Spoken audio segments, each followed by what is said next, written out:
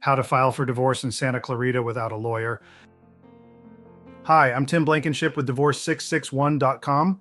If you live in Santa Clarita and want to file for divorce without hiring an attorney, you're not alone. Many couples here are looking for a simple, affordable way to get divorced, without the stress and high cost of going to court.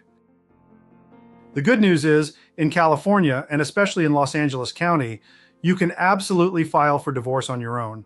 You'll need to complete the required court forms, file them at the courthouse or online through e-filing, and serve your spouse properly. From there, you'll work through disclosures, agreements, and submit your final judgment. We've helped thousands of Santa Clarita residents complete their entire divorce without ever needing to set foot in a courtroom or speak to an attorney. If your case is amicable, it's not only possible, it's the smart way to go. At Divorce 661, we handle everything from filing your paperwork to preparing your final judgment and submitting it to the court for approval. You never need to step into a courtroom, and we do it all for one flat fee.